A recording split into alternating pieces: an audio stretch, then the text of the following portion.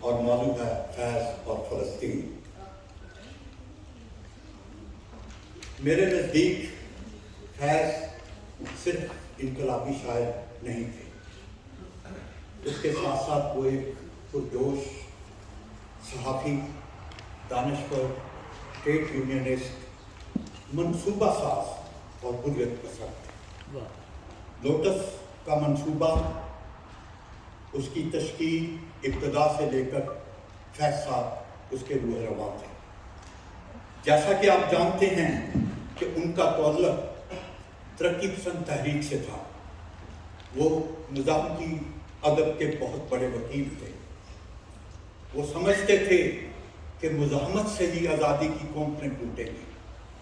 انہوں نے جو بھی لکھا بے خوف لکھا، سچ لکھا، اور اس سچ کی پاداش میں طویل جیل بھی کاٹی۔ وہ ہمیں دنیا کے کسی بھی حصے میں ہونے والی ناانصافی، ظلم کے خلاف مظلوموں کے ساتھ دیتے ہوئے نظر آتے ہیں۔ کراچی کے طلباء ہوں، ڈھاکہ یا تہران کے طلباء، ان کی شہادت الجیریا ہو، ویتنام ہو یا فلسطین، وہ وہاں کے فرعونوں کو للکارتے ہوئے مظلوموں سے یوں مخاطب ہوتے ہیں کہ تجھ کو منظور نہیں غلبہ ظلمت، لیکن تجھ کو منظور ہے یہ ہاتھ قلم ہو جائیں۔ اپنی شاعری اور ذاتی زندگی میں فیض احمد فیض مجھے بسا اوقات ایسے لگتے ہیں کہ وہ پاکستانی نہیں رہے بلکہ فلسطینی بن گئے۔ فیض احمد فیض افرو ایشین رائٹر ایسوسی ایشن کی طرف سے 1968 میں شائع ہونے والے رسالے لوٹس کے ایڈیٹر تھے۔ اس کی ساری منصوبہ بندی انہوں نے کی تھی، اور لوٹس کے ہیڈ کوارٹر کو بیروت میں منتخب کرنے کے لیے ان کا فیصلہ تھا۔ ہمارے بہت ہی پیارے دوست پروفیسر طارق محمود نے اس پہ بہت تحقیق کی ہے۔ وہ بیروت یونیورسٹی کے پروفیسر ہیں۔ ان کی کتاب عنقریب لوٹس پہ آنے والی ہے۔ ہماری بدقسمتی ہے کہ وہ آج اس محفل میں ہمارے ساتھ شریک نہیں ہے۔ میں لوٹس کی طرف آتا ہوں کہ لوٹس فلسطین لبریشن آرمی PLO کا ایک اور ان کے مقاصد کو آگے بڑھانے میں بہت متحرک تھا۔ اس کے مضامین میں صہیونیت کو سامراج کے ایک نسل پرستانہ ہتھیار کے طور پر بے نقاب کیا جاتا تھا۔ PLO، لوٹس اور فیض احمد کی سرگرمیوں سے خوف زدہ ہو کر اسرائیلی صہیونیت پرستوں نے بیروت میں بربریت کا بازار گرم کر دیا۔ فلسطینی حریت پسندوں کو بیروت کی گلیوں میں بموں سے اور گولیوں سے شہید کیا جانے لگا۔ اس خوبصورت شہر کو بارود کا ڈھیر بنا دیا گیا۔ PLO کے ممبران اور لیڈران زیر زمین جانے پر مجبور ہو گئے۔ لوٹس کے ہیڈ کوارٹر پر حملہ ہوتا ہے۔ فیض احمد فیض بھی اسرائیلی عدالت کی ہٹ لسٹ پہ آ جاتے ہیں۔ فضائی اور بحری راستوں کی مکمل ناکہ بندی ہوتی ہے، جس کی وجہ سے تاریخ میں یہ موجود ہے کہ فیض احمد فیض معین بساسو جیسے دوست کی کار میں چھپتے چھپاتے میدانی راستے سے شام پہنچ کر بچ جاتے ہیں، مگر اپنے ساتھیوں کی، کامریڈوں کی شہادت ہوں اور بیروت کی تباہی، فلسطین کے حالات کا ان پر بہت اثر ہوتا ہے۔ ان کی بے شمار نظمیں آپ ہوا پھر سے حکم صادر کہ در بدر ہوں ہم تم، یہ جو کتاب ہے اس کا انتصاب انہوں نے یاسر عرفات کے نام کیا ہے، اور ان میں آپ کو بیروت کی ان کی بے شمار نظمیں ملتی ہیں۔ یہی وہ وقت ہے جب وہ لکھتے ہیں کہ دور پردیش کی بے مہر گزرگاہوں میں، اجنبی شہر کی بے نام و نشان راہوں میں، جس زمین پر بھی کھلا میرے لہو کا پرچم، لہلہاتا ہے وہاں عرض فلسطین کا علم، تیرے اعداء نے کیا ایک فلسطین برباد، میرے زخموں نے کیے کتنے فلسطین آباد۔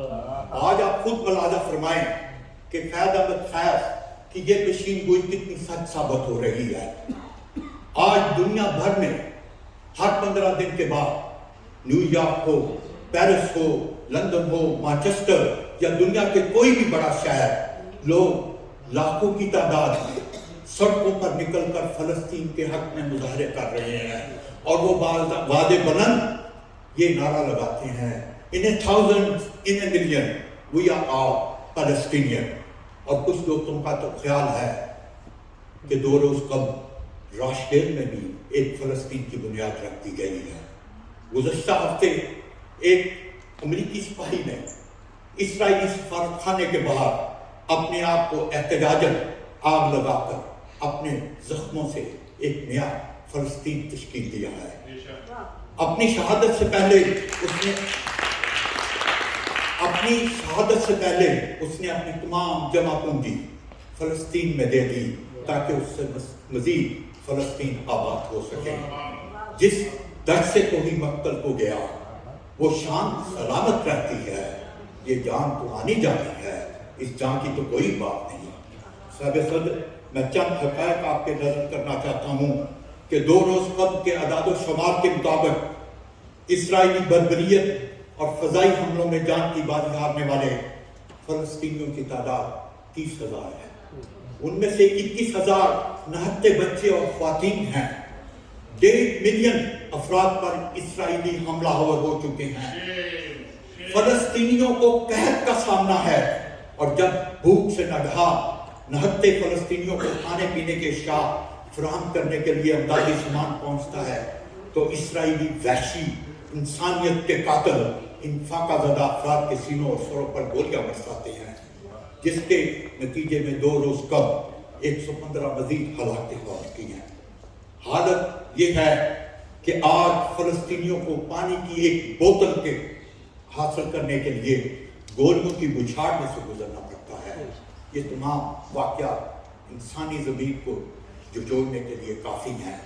میں جب فیض احمد فیض کے ماضی پر نظر دوڑاتا ہوں تو وہ مجھے نیلسن منڈیلا، یاسر عرفات جیسے دہشت گردوں کے ساتھ اس وقت شانہ بشانہ کھڑے نظر آتے ہیں جب یورپی حکومتیں اسرائیل اور امریکی سامراج ان کو دہشت گرد کہتے تھے اور سمجھتے تھے۔